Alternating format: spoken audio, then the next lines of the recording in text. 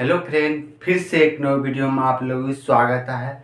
आज हम देखने वाले हैं 4.1 का 4.1 का एक सवाल देख लीजिए। अब देखते हैं 2 में। तो देखिए, इसमें आपको क्या करा, आपको ऊपर में लिख दिया है निम्नलिखित को द्विघात समीकरण में व्यक्त कीजिए। लेकिन आप जब सवाल पढ़िएगा तो आपको लगेगा इसका मान भी कहाँ निकालने के लिए। अब देखिए, यहाँ पर सवाल क्या कह रहा है, एक आयताकार भूखंड है। क्या है? भूखंड है। उसका जो क्षेत्रफल है 588 मीटर स्क्वायर है।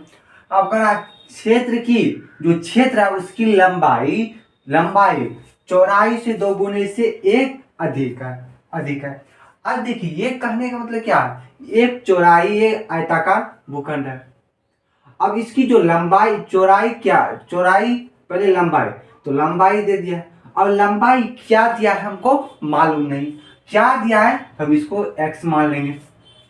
अब देखिए क्या करा, क्षेत्र की लंबाई चौड़ाई से 2 गुना। जब ये 2 गुना 3 गुना 5 गुना 10 गुनी की बात होगा तो आप उसको गुना कर दीजिएगा। तो अब 2 गुनी किसकी 2 गुनी, तो चौड़ाई की 2 गुनी। अब देखिए, जब भी अधिक की बात हो तो आप प्लस कीजिएगा, कम की बात होगा तो आप माइनस कीजिए। आप कहा चौड़ाई 2 गुने से 1 अधिक है। अब किसकी 1 अधिक है, तो लंबाई की 2 गुने से 1 अधिक है, इसलिए करती है।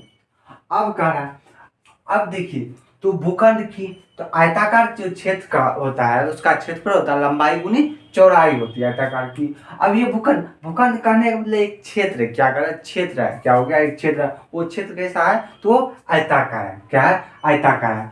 और आपको इसमें एक ये भी देखना है, जब भी क्षेत्रफल करने का मतलब ये पूरी क्षेत्र की, ये जहाँ पर पूरा क्षेत्र है इसकी पूरी की परिमाप क्या होगी, यहाँ पूरे क्षेत्र की लंबाई चौड़ाई ऊंचाई सब मिलाकर वो 588 मीटर है। अब यहाँ से हम क्या करेंगे, तो यहाँ पर हम माने थे। अब यदि भाषा में लिख लेंगे, यहाँ पर लिखेंगे माना कि क्या करा, आयताकार। क्या है, आयताकार किसका, तो भूखंड की लंबाई। अब लंबाई क्या मानेंगे, x मानेंगे। अब वही जाने आयताकार भूखंड की चौड़ाई। अब चौड़ाई जब ये कह दिया तो क्या बताए थे, 2 गुने से 1 अधिक है, इसलिए हम 1 करते हैं। अब यहाँ पर हम लिखेंगे क्या, आयताकार भूखंड। क्या होगा, अब यहाँ से हम लिखेंगे आयताकार भूखंड का क्षेत्रफल। क्या है, क्षेत्रफल। आयताकार भूखंड का जो क्षेत्रफल है, तो क्षेत्रफल कितना, 528 मीटर स्क्वायर है। तो जब ये होगा तो इसका लंबाई गुने चौड़ाई बराबर 588 हम इसको लिख सकते हैं। जो क्या हो गया, आयताकार क्षेत्र का क्षेत्रफल होता है। और लंबाई चौड़ाई, अब देखिए लंबाई कितना है, तो लंबाई कितना है x, चौड़ाई कितना 2x + 1 बराबर 528। अब आप इसको गुना कीजिए। अब यदि हम करेंगे तो कितना होगा, 2x² + x बराबर 528। अब ये देखिए, ये क्या है, द्विघात बहुपद में क्या बताए थे हम, जब द्विघात बहुपद को शून्य के तुल्य लिखते हैं, किसके, शून्य के तुल्य लिखते हैं, तब हमको क्या प्राप्त होता है, तो द्विघात समीकरण। इसको हमको शून्य के तुल्य मतलब शून्य के बराबर लिखेंगे। 2x + x, यहाँ पर 528 क्या प्लस में, इसलिए यहाँ पर माइनस हो जाएगा, बराबर 0 हो गया। ये क्या हो गया, द्विघात बहुपद। अब देखिए यहाँ पर हम क्या, हमें भूखंड की लंबाई तथा चौड़ाई ज्ञात करनी है। क्या है, ज्ञात करनी है। तो हमको यहीं नहीं रुकना है, हमको आगे भी चलना है। द्विघात समीकरण यदि आपको ज्ञात करने के लिए कहते हैं यहाँ पर, लेकिन वहां पर पढ़िए भूखंड की लंबाई एवं चौड़ाई। अब लंबाई चौड़ाई क्या बताए थे हम, क्या बताए थे, आप इसको गुणनखंड विधि से इसका मूल्य ज्ञात कीजिए। तो यहाँ पर द्विघात बहुपद और द्विघात समीकरण में यही अंतर है। उस द्विघात बहुपद में हम शून्यक निकाले थे और द्विघात बहुपद में हम मूल्य निकालेंगे। आप गुणनखंड विधि से भी निकाल सकते हैं और मूल से। तो अब यहाँ से गुणनखंड विधि से निकालेंगे। अब यहाँ से गुणनखंड विधि से लिखाने क्या बताए थे, फर्स्ट और लास्ट वाले को आपको गुना कर देना है। क्या है, तो हम 2x² प्लस कितना 528, क्या फर्स्ट और लास्ट वाले को गुना कीजिएगा, कितना होगा, 5 दूनी 8 दूनी 16, 2 दूनी 4 5, क्या हो गया 5 दूनी 10, 10 से 56 x। अब हमको बीच में ये, इससे हमको ऐसी संख्या तोड़कर ऐसी संख्या लिखना है जो दोनों को गुना करेंगे, हमको इसके दोनों के बराबर आ जाना चाहिए, पहली बात। और दूसरी बात, पिछला जो मान है वो भी प्राप्त हो जाना चाहिए। अब देखिए इसके लिए हम क्या करेंगे, इसको हम तोड़ेंगे, क्या करेंगे, तोड़ेंगे, वर्गमूल करेंगे। अब जैसे ही वर्गमूल कीजिएगा कितना होगा, 5 दूनी 10, 2 दूनी 4, 5 दूनी 10, 2 दूनी 4, दूनी 8, 8 दूनी 16। अब फिर 2 से लगाइए, 2 दूनी 4, 6 दूनी 12, 2 से 64। फिर 2 से लगाइएगा 1 3 132। यहाँ 2 से लगाइएगा, यहाँ 66 होगा, 66 होगा। अब फिर से देखिए यहाँ पर 2 से लगाइए तो 33 होगा। अब देखिए हम क्या बताए थे, आपको बीच में दो ऐसी संख्या पुट करना है, जैसे गुना करेंगे फर्स्ट और लास्ट वाले से गुना करेंगे तो दोनों सेम यहाँ पर मिलना चाहिए। क्या करना है, मिलना चाहिए। अब देखिए हम गुना करते हैं, 2 दूनी 4, 4 हो गया, 2 दूनी 4, दूनी 8, दूनी 16, दूनी 32। अब देखिए यहाँ क्या हो गया, 32 और 33। यदि आप ये दोनों गुना कर रहे थे तो हमको लग रहा है ये 10 से 56 आ जाएगा, क्योंकि इसी का टोटल ले लिए, क्या टोटल ले लिए। अब यहाँ से देखिए, और 32 में से यदि हम 33 में से 32 घटा देते हैं, एक्स भी हमको माना आ गया। अब यहाँ से हम लिखते हैं क्या हो गया, 2x² प्लस प्लस हम क्या लिख रहे थे, 33x, क्या लिख रहे थे, 33x माइनस 32x, क्या हो गया, 32 है, माइनस 528। अब यदि आप दोनों गुना कीजिएगा तो लगभग में ये दोनों गुना कीजिएगा तो सेम मिलेगा, क्योंकि हम क्या होते हैं, बीच में हमको ऐसी संख्या पुट करना है, चाहे गुना कीजिए या भागा कीजिए, यहाँ पर हमको मान बराबर होना चाहिए। गुना देखिए, सॉरी, आप गुना भागा नहीं, सिर्फ प्लस और माइनस करके यहाँ पर मान रखिए, क्या, प्लस और माइनस करके। अब देखिए, अब यहाँ से कॉमन ले लेंगे, क्या, यहाँ से यदि हम कॉमन x ले लेते हैं तो x यदि कॉमन ले लेंगे, यहाँ पर एक x रह गया, इसलिए 2x प्लस 33 हो गया माइनस। अब देखिए माइनस यहाँ पर कितना लेते हैं, यहाँ पर हम माइनस 16 ले लें, माइनस 16x। अब देखिए 16x जैसे ही लेंगे, 16 दूनी 32। अब देखिए ये 32 क्या माइनस में, यहाँ पर माइनस इंटू माइनस प्लस हो जाएगा, इसलिए यहाँ पर 2x हो गया। अब यहाँ से क्या हो गया, 16 से भाग दीजिएगा, कितना होगा, 16 भागा 5 से 28, 16 दूनी 32, 208, 16 दूनी 32, सॉरी यहाँ पर क्या हो गया, यहाँ पर कितना, 16 दूनी 32, तो 16 से भागा दीजिएगा कितना, 5 से 28 में, तो 16 चौके 64, 16 तिया क्या हो गया, 16 तिया 48, क्या हो गया, 16 तिया 48, 4, 16 तिया 48, मतलब 33 आ गया।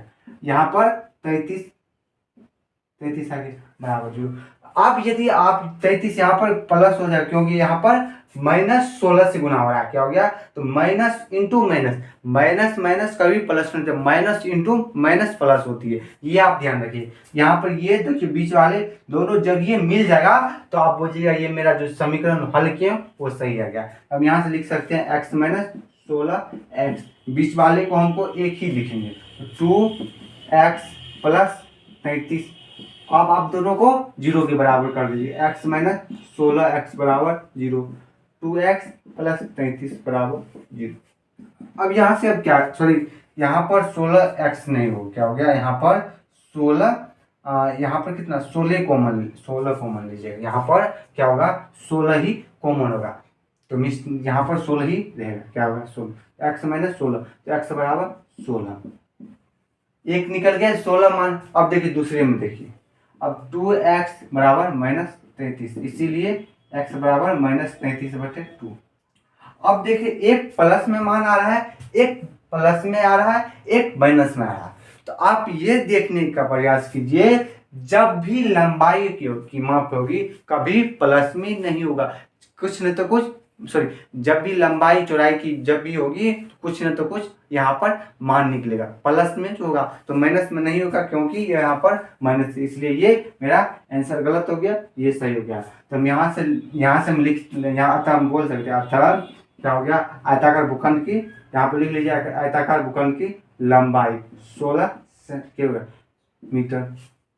वही चौड़ाई पूछ देगा, तो अब चौड़ाई देखिए, चौड़ाई तो कितना, 2x प्लस 1 है तो 2 गुनी 16 + 1 बराबर 1 मई चौड़ाई। अब यही देखिए लंबाई कितना आ गया, तो लंबाई 16 मीटर और चौड़ाई ये गया। ये आपका ये अभी यहाँ से हम गुणनखंड विधि से इसको हल किए, क्या किए, हल कीजिए। देखिए आपको एक बार हम फिर से समझा देते हैं। सबसे पहले ये क्या कहा है, एक आयताकार भूखंड है। क्या है, आयताकार भूखंड है। तो वो कह रहा है आयताकार भूखंड का जो क्षेत्रफल है वो 528 मीटर स्क्वायर है। और कहा रहा है लंबाई, क्या कह रहा है, लंबाई से चौड़ाई 2 गुने से 1 अधिक है। तो हमको लंबाई नहीं दिया, इसलिए हम बोले थे माना कि आयताकार भूखंड की लंबाई हम मान लिए। अब जब ये मान लिए तो यहाँ पर कह रहा है लंबाई चौड़ाई के 2 गुने से 1 अधिक है, इसलिए हम 2x + 1 कर दिए। अब देखिए यहाँ पर आयताकार भूखंड का क्षेत्रफल बराबर 528 था। क्या हो गया, आयत का क्षेत्रफल होता है लंबाई गुनी चौड़ाई, लंबाई गुनी चौड़ाई। यहाँ पर 528 हो गया। यहाँ से दोनों को गुना किए, जब ये गुना किए अब दोनों से गुना कर दिए। बाद में हमको ये द्विघात समीकरण, तो यहाँ पर आपको जो 2 नंबर के बात करी वो हाँ ये सोल्व हो गया। लेकिन सवाल कर रहा है भूखंड की लंबाई चौड़ाई को ज्ञात कीजिए। यहाँ पर तो हम गुणनखंड विधि से इसको हल किए। हम क्या बोले थे, फर्स्ट और लास्ट को गुना करके यहाँ पर लिख लीजिए। उसको आप तोड़िए, बीच में ऐसी संख्या प्लस या माइनस किसी एक से करके बीच वाले मान भी आ जाना चाहिए, और आप दोनों को गुना कीजिएगा तो दोनों मिल भी जाना चाहिए। ऐसी संख्या पुट करना है, तो वही किया यहाँ पर हम कर लिए। यहाँ से एलसीएम निकालिए 33 और यहाँ पर मिल गया। जब ये मिल गया तो हमको यहाँ से एक एक्स का मान प्लस में आएगा माइनस में आएगा, और एक्स का मान जब ये प्लस अब माइनस में, तो लंबाई और चौड़ाई की बात हो रही, तो लंबाई चौड़ाई के मान कभी प्लस क्या हो गया, माइनस में नहीं होगा, इसलिए इसका मान पॉजिटिव होगा। तो इसलिए हम नेगेटिव, यहाँ से नेगेटिव मान को छोड़ दिए और पॉजिटिव मान की ओर चले, और लंबाई और चौड़ाई की मान हमको यहाँ से पता चल गया। अब चलते हम अगले। अब ये सवाल खुद ही क्या करा, 2 क्रमागत क्रमागत करने का मतलब 2 क्रम एक ही क्रम, मतलब क्रम बाय क्रम लगातार, 2 क्रमागत या 2 लगातार, यही क्रमागत का मतलब क्रम से ही क्या हो गया, क्रम से ही। क्रमागत धनात्मक पूर्णांकों का गुणनफल 306 है। क्या कर रहा है, 2 क्रमागत धनात्मक पूर्णांक का गुणनफल या तो 2 लगातार दे दे या क्रमागत, दोनों एक ही बात है। तो कह रहा है धनात्मक पूर्णांकों का गुणनफल 306। हमें पूर्णांकों को ज्ञात करना है, हमें जो पूर्णांक, जो लगातार जो पूर्णांक है ज्ञात करना है। अब क्या कहा, तो 2 धनात्मक पूर्णांक पूछ दिया, हमको धनात्मक पूर्णांक क्या है ये नहीं दिया, लेकिन उसका गुणनफल दे दिया। क्या, तो हम जो चीज हमको ज्ञात करना है उसको मानेंगे, हमें पूर्णांक। तब यहाँ पर 2 दे दिया, इसीलिए हम लिखेंगे माना कि पहली धनात्मक पूर्णांक, क्योंकि 2 बात देती है इसलिए। अब बाहर देखिए पूर्णांक क्यों मांगे, क्योंकि हमको लास्ट में पूर्णांक ज्ञात करने के लिए कहा। पहली क्यों लिखे, क्योंकि यहाँ पर हमको 2 गए, इसलिए माना कि पहली पूर्णांक, पहली यहाँ पर हम धनात्मक पूर्णांक करा था इसलिए ऋणात्मक भी हो सकता है, तो धनात्मक पूर्णांक। अब देखिए यहाँ पर ABCD कुछ भी मान सकते थे, लेकिन हम x मान लेते। अब देखिए धनात्मक पूर्णांक जब भी होगा तो लगातार x के बाद क्या हो गया, x + 1, x + 1 के बाद x + 2 आ गया। हमको लगातार एक को x माने तो लगातार ये क्या होगा, इसमें से एक जोड़ेंगे, एक इसमें जोड़ेंगे तो ये लगातार हो जाएगा। एक x + 1 के बाद फिर क्या अगला तीसरी दे देता, तब x + 1 में फिर एक जोड़ देते, क्योंकि यहाँ पर एक पूर्णांक में जब भी बढ़ेगा एक एक बढ़ेगा, क्या होगा, एक एक बढ़ेगा। यहाँ पर लिखेंगे क्या, दूसरी धनात्मक पूर्णांक, यहाँ पर x + 1। अब देखिए क्या करा, 2 धनात्मक पूर्णांकों का गुणनफल, कहने मतलब पहले और दूसरी, यहाँ पर लिखेगा 2 क्या धनात्मक, क्या होगा, धनात्मक क्या हो गया, पूर्णांकों का क्या गुणनफल बराबर कितना, 306। अब जब ये होगा तो यहाँ पर पहली x है तो दूसरी x + 1 होगा बराबर 306। अब देखिए गुना कीजिएगा तो x² प्लस कितना हो गया, तो x से इसमें कीजिएगा x बराबर 306। ये क्या है, द्विघात बहुपद, क्या है ये, द्विघात बहुपद। इसी को हम शून्य के तुल्य लिख देंगे, ये क्या हो जाएगा, द्विघात समीकरण, यही अंतर है। अब जब ये निकल गया, अब हमको क्या करना, हमें पूर्णांक को भी ज्ञात करना है।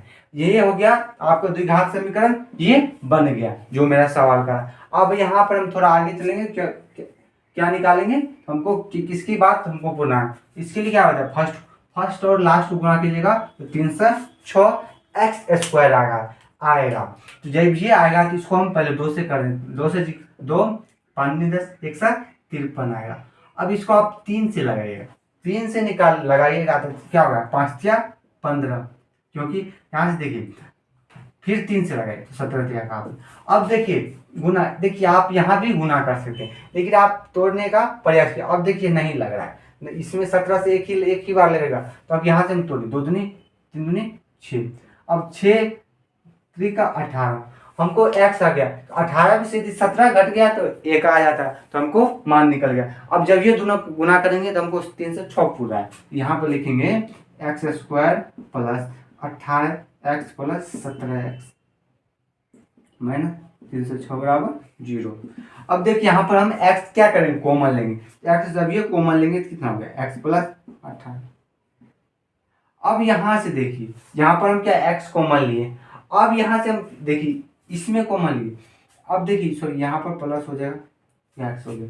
अब देखिए यहाँ पर हम -17 कॉमन ले लेंगे, यहाँ कितना लेंगे, -17 कॉमन ले लेते हैं। जब ये -17 कॉमन ले लेंगे तो अब देखिए माइनस यहाँ पर कितना हो गया, 17 हो गया, तो माइनस माइनस प्लस, इसलिए यहाँ पर x बच गया। अब देखिए माइनस इंटू माइनस, यहाँ पर प्लस हो गया। अब 17 से भागा दीजिएगा तो 17 का 17 17 1 2 मतलब 136 हो गया, मतलब इतना 18 बताए थे क्या आपको। ये दोनों को देखिए दोनों मिल गया सेम, इसलिए मेरा सॉल्यूशन सही है। अब क्या बताया था, हम दोनों किसी एक को हम लिखते हैं और बराबर कितना हो गया, तो यहाँ पर x माइनस 17, अभी दोनों को हम 0 के बराबर लिखेंगे।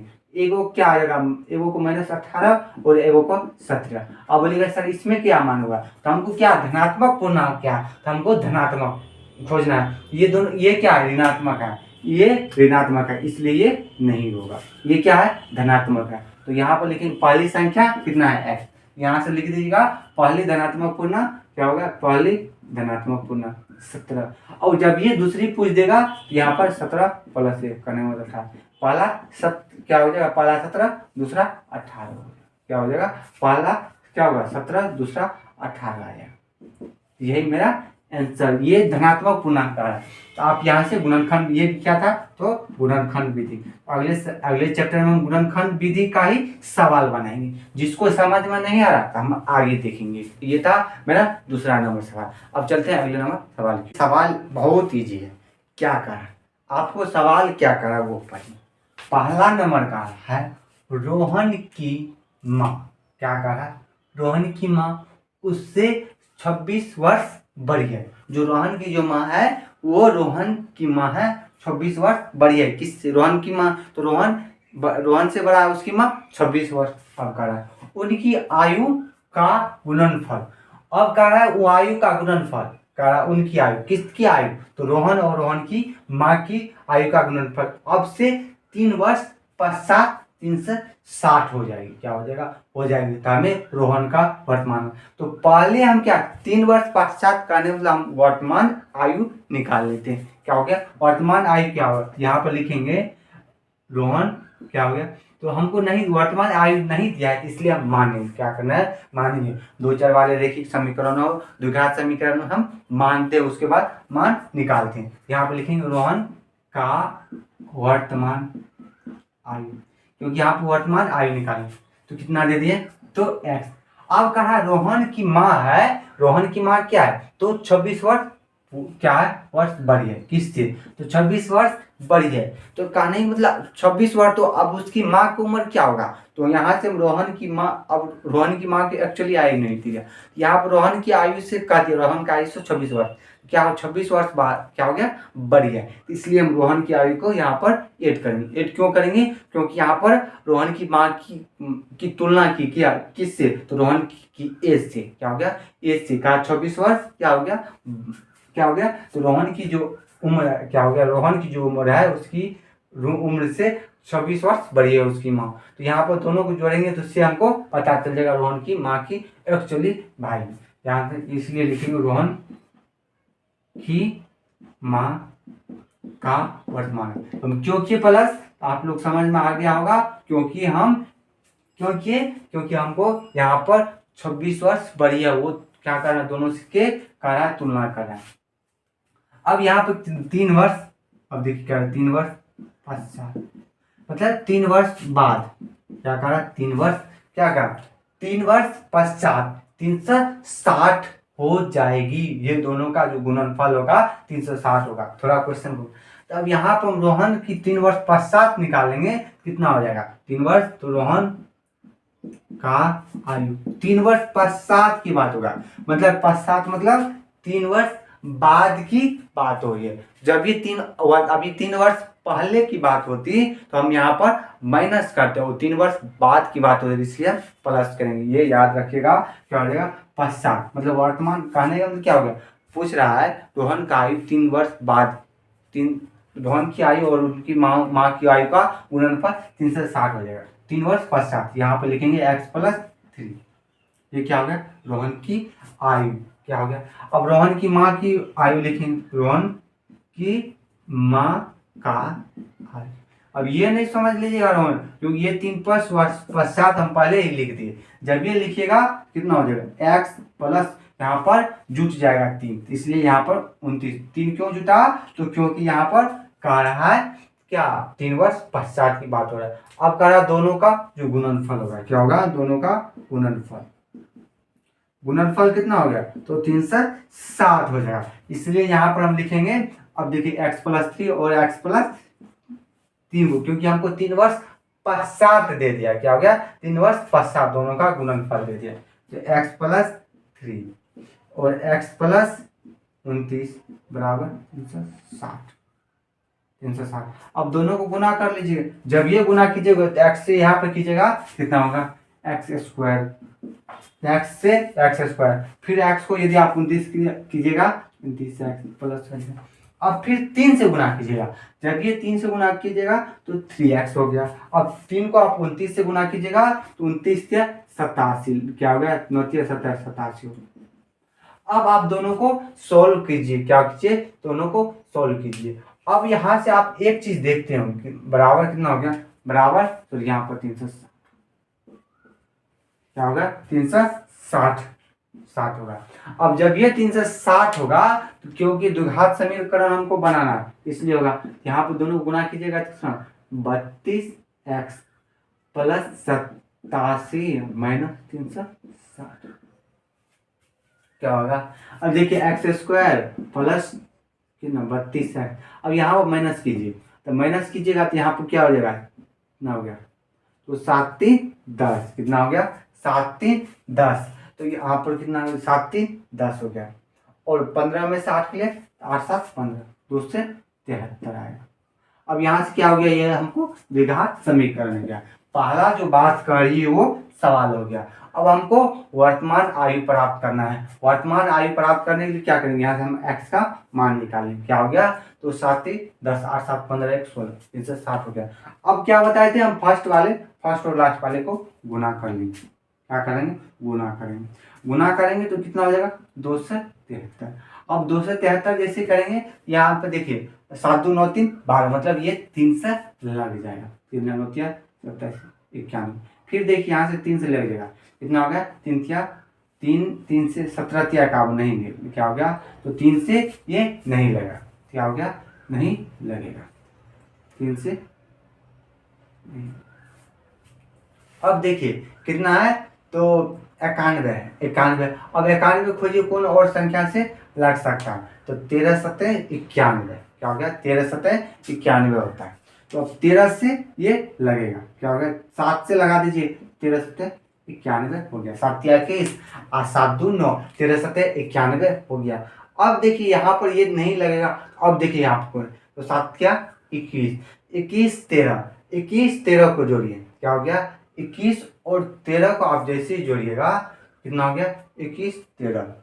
तो अब यहाँ से देखिए 21 13 को जोड़िएगा तो यहाँ पर दोनों 21 13 कितना 34 हो जा रहा है। अब देखिए, अब पहले अब देखिए यहाँ पर हम 13 को 7 से, यहाँ पर 13 को 3 से, 13 या 39 हो गया। 39 में यदि 7 माइनस कर देते तो हमको पुर गया। यहाँ पर हम करेंगे x² प्लस 17 13 39x अब माइनस 7x माइनस 2 से 73 अब 3 से 73 अब गुना कर लीजिए आपको मिल जाएगा। जब ये मिल जाएगा यहाँ पर x कॉमन लीजिएगा, x जब ये कॉमन लीजिएगा x प्लस 39 क्या हो जाएगा। अब माइनस हम 7 कॉमन लेंगे, यहाँ पर माइनस माइनस प्लस हो गया इसलिए x माइनस। अब 7 से जब ये कीजिएगा तो कितना हो गया 7 या 21 और कितना हो गया 7 या 21 तो 6 बच गया 9 7 83 ये x माइनस 39 x प्लस 39 मिल गया। यहाँ पर लिखेंगे x माइनस 7 और x प्लस 39 और जब ये दोनों मिल गया तो हम कर लेंगे। अब एक यहाँ से मान निकाले तो x का मान 7 आ रहा है, एक माइनस 39। अब माइनस यहाँ पर मान नहीं होगा, क्यों नहीं मान होगा क्योंकि यहाँ पर हमको वर्तमान आयु पूछ दिया, इसलिए कहेंगे जो रोहन की आयु थी वर्तमान आयु, हमें रोहन की वर्तमान आयु कितना होगा तो 7 वर्ष होगा। क्या हो जाएगा ये 7 वर्ष होगा। अब हम चलते हैं अगले नंबर सवाल। मान निकाल सकते हैं। अब समय का मान जैसे निकालिएगा तो समय का मान जब ये होगा समय बराबर होगा क्या दूरी बटे क्या होगा दूरी बटे 4। अब जब ये दूरी बटे 4 होगा तो समय कितना है t प्लस 3। अब देखिए यहाँ पर t प्लस 3 है, क्या है t प्लस 3।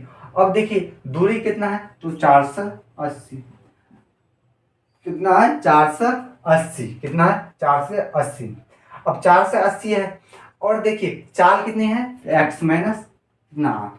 अब यहाँ से देखिए आप t का मान यदि यहाँ से t का मान यदि इसमें पुट कर देते हैं समीकरण 2 में, आप देखिए यहाँ से हमको मान क्या होगा। अब देखिए यहाँ से द्विघात समीकरण हमको बन जाएगा, इसीलिए लिखेंगे 1 एवं 2 या आप लिखिएगा समीकरण 1 में t का मान क्या हो गया, समीकरण 2 में t का मान रखने पर तो t का मान जब ये रखिएगा क्या हो जाएगा, t का मान जब ये रखिएगा कितना हो जाएगा तो 480 क्या हो जाएगा 480 बाय x क्या हो गया 480 बाय x प्लस 3 है, क्या है प्लस 3 बराबर 480 बाय x माइनस क्या हो जाएगा 480 माइनस x। अब देखिए जैसे भी आप गुना कीजिएगा तो यहाँ पर x आ गया, कितना हो गया x आ गया तो 480 प्लस 3x क्या हो गया, यहाँ से 3x आ गया, क्या हो गया 3x। यहाँ पर 480 बटे x माइनस कितना हो गया 480 माइनस 8x। अब देखिए आप गुना कोना गुनी इसको गुना कीजिएगा, क्या कीजिएगा गुना कीजिएगा। अब जैसे क्रॉस मल्टीपल हो जाए क्या हो जाएगा क्रॉस मल्टीपल हो जाए, क्योंकि दोनों बराबर है, क्या है दोनों यहाँ पर क्या है बराबर है, इसलिए क्रॉस मल्टीपल हो गया। कहने का मतलब ये क्या हो गया ये भागा मार गया। जब ये क्रॉस मल्टीपल कीजिएगा x प्लस x माइनस 8 तो 480 प्लस 3x बराबर 480x है।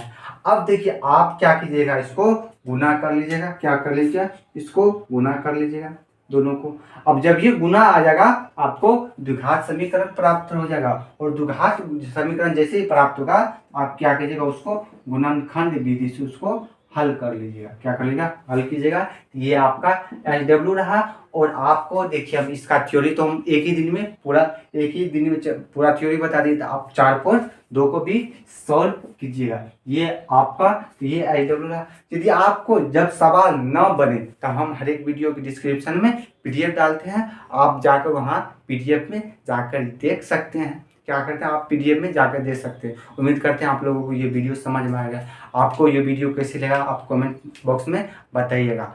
और यदि आपको यदि इस वीडियो से संबंधित या पिछले कहीं भी प्रॉब्लम है तो कमेंट किया। आज के लिए इतने, फिर मिलते हैं अगले वीडियो में, तब तक के लिए बाय बाय, टेक केयर, स्वस्थ रहिए, मस्त। अब देखिए सवाल को पढ़िए क्या करा है। लैंग्वेज वाले सवाल देखिए सब आसान रहता है, लेकिन आपको क्या करना है उसको पढ़ना है कितने बार 2-3 बार। अब क्या करा, अब कहा एक रेलगाड़ी 4 से 80 मीटर दूरी समान चाल से तय करती है। क्या हो गया 4 से 80 यहाँ पर किलोमीटर, मतलब कह रहा है यहाँ से मतलब 4 से 80 किलोमीटर जो कर रहा है, जो दूरी तय कर रहा है, मतलब दूरी जो तय कर रहा है ट्रेन समान, कहने मतलब 40 का स्पीड जा रहा है तो वो 40 की स्पीड से जा रहा है तो तय करता है। यदि उसकी चाल क्या कर रहा है, अब यदि उसकी चाल 8 किलोमीटर कम होती है तो वह उसी दूरी को तय करने में 3 घंटे अधिक लेती है। तो हम पहले यहाँ तक निकाल लेते हैं। कहने का मतलब ये क्या है, ट्रेन, क्या है, ट्रेन।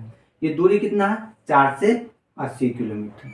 यहाँ से समझ लीजिए ये दूरी तय, यहाँ से क्या हो गया, समान चाल से दूरी तय करती, 4 से 80 किलोमीटर तय करती है। तो हमको क्या दिए, चाल भी नहीं दिया है, क्या करना है, चाल भी नहीं दिया। चाल क्या है, तो नहीं दिया, तो हम x मान लेंगे। समय कितना लगा, तो वो भी नहीं दिया, यहाँ पर हम t मान लेंगे या xyz कुछ भी मान लेंगे। क्यों मानेंगे चाल, क्योंकि हमको न चाल दिया है न समय दिया है, लेकिन ये कर दिया ये समान चाल से चल रहा है। क्या करना है, समान चाल से चल रहा है। हम क्या बताए थे, तो चल रहा है। यहाँ पर लिखेंगे माना, क्या लिखेंगे, माना कि रेल गाड़ी की जो चाल, तो उनको चाल नहीं दिया था इसलिए मान लेंगे। अब कर रहा है रेलगाड़ी, अब दूरी क्या हो गया, दूरी तय करता है, दूरी तय करता है कितना, तो 4 से तय करता है, तो 4 से 80 किलोमीटर। अब दे दिया, और यहाँ से हम समय, तो हमको समय भी कितना दे दिया, नहीं टी ले लेते। अब देखिए टी दे दिया। यहाँ से हम एक सूत्र का प्रयोग करेंगे, क्या होती है, तो ये याद रखिएगा, दूरी बराबर डिस्टेंस बराबर होती है चाल स्पीड गुनी टाइम, चाल गुनी समय।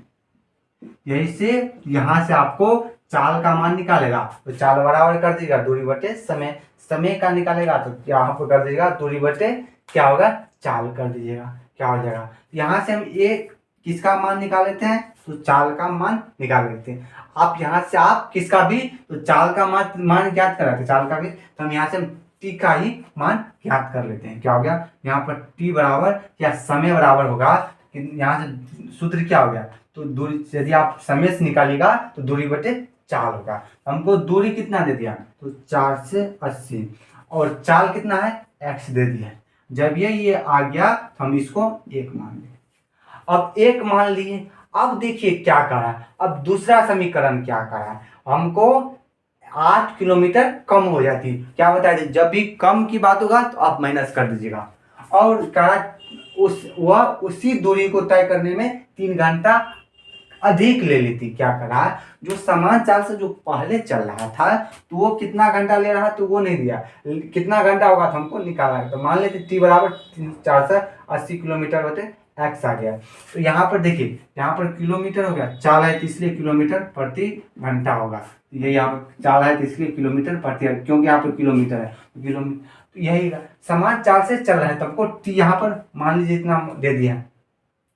अब दे दिया है, हमको कर इसी में क्या करेंगे, हम यहाँ पर जो चाल निकाले इसमें जोड़ देंगे, माइनस कर क्या होगा, तो चाल से चल रहा है इसलिए यहाँ पर माइनस करेंगे, क्यों कम है, इसीलिए नई जो अब आपका एक नया चाल फिर से बनेगा। क्या कर रहा है, उसी दूरी को दूसरा एक ट्रेन उसी दूरी को समान चाल से चल रहा है, तो कितना हो गया, तो 480 किलोमीटर को कुछ घंटा कुछ मिनट में जो लग रहा है तो टी निकालें। अब दूसरा क्या करा, 8 घंटा, उसमें क्या हो गया, 8 किलोमीटर प्रति घंटा वो स्पीड को कम कर देता है। क्या करता है, कम कर देता है, तो वो 3 घंटा अधिक लेती है। इसलिए यहाँ पर हम क्या करेंगे, नई चाल, तो नई चाल के लिए क्या हो गया, x माइनस 8, एक्स में था 8, क्योंकि यहाँ पर किलोमीटर जो 8, तो यहाँ पर हमको x है, तो यहाँ पर इसलिए x माइनस कर दिए। अब क्या करेगा, यहाँ पर फिर नई क्या हो गया, नई क्या हो गया, तो उसी दूरी को तय करने में 3 घंटे अधिक ले लेती। क्या करता है, अधिक क्या करती, ले लेती है, क्या हो गया, अधिक ले लेती है। तो हमें रेलगाड़ी की चाल ज्ञात करना है, तो क्या अधिक ले लेती है, क्या हो गया, तो क्या हो गया, उसी दूरी को तय करने में 3 घंटे समय क्या लेता, अधिक ले लेता है। क्या हो गया था, समय अधिक ले लेता है।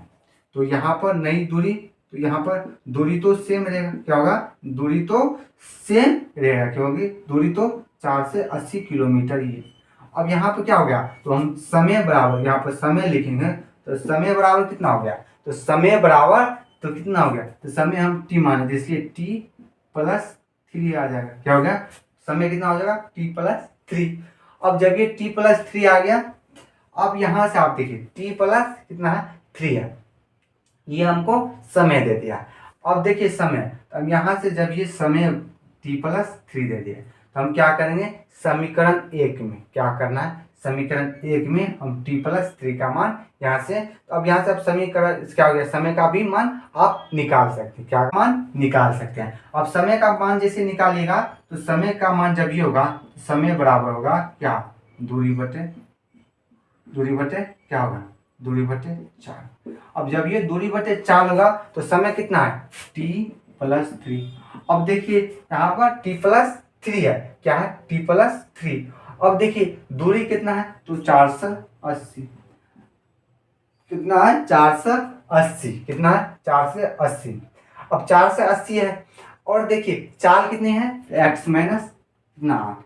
अब यहाँ से देखिए आप t का मान यदि यहाँ से t का मान यदि इसमें पुट कर देते हैं समीकरण 2 में, आप देखिए यहाँ से हमको मान क्या होगा। अब देखिए यहाँ से द्विघात समीकरण हमको बन जाएगा, तो इसीलिए लिखेंगे 1 एवं 2, या आप लिखिएगा समीकरण 1 में t का मान क्या हो गया, समीकरण 2 में t का मान रखने पर, तो t का मान जब ये रखिएगा क्या हो जाएगा, t का मान जब ये रखिएगा कितना हो जाएगा, तो 480 क्या हो जाएगा, 480 बाय x, क्या हो गया, 480 बाय x +3 है, क्या है, +3 बराबर 480 बाय x माइनस क्या हो जाएगा, 480 माइनस x। अब देखिए जैसे भी आप गुना कीजिएगा तो यहाँ पर x आ गया, कितना हो गया, x आ गया, तो 480 +3x क्या हो गया, यहाँ से 3x आ गया, क्या हो गया, 3x। यहाँ पर 480 बटे x माइनस कितना हो गया, 480 माइनस 8x।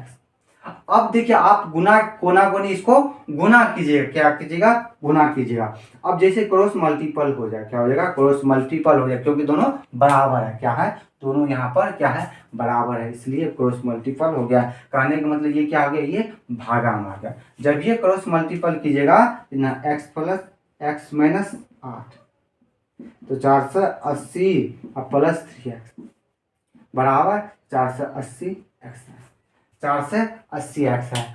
अब देखिए आप क्या कीजिएगा, इसको गुना कर लीजिएगा, क्या कर लीजिएगा, इसको गुना कर लीजिएगा दोनों को। अब जब ये गुना आ जाएगा आपको द्विघात समीकरण प्राप्त हो जाएगा, और द्विघात समीकरण जैसे ही प्राप्त होगा आप क्या कीजिएगा, उसको गुणनखंड विधि से उसको हल कर लीजिएगा, क्या कर लीजिएगा, हल कीजिएगा।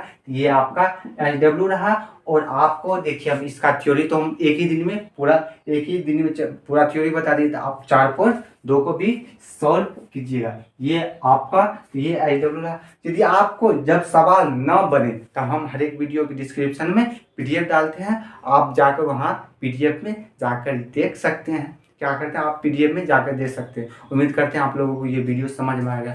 आपको ये वीडियो कैसे लगा आप कमेंट बॉक्स में बताइएगा। और यदि आपको यदि इस वीडियो से संबंधित या पिछले कहीं भी प्रॉब्लम है तो कमेंट किया। आज के लिए इतने, फिर मिलते हैं अगले वीडियो में, तब तक के लिए बाय बाय, टेक केयर, स्वस्थ रहिए।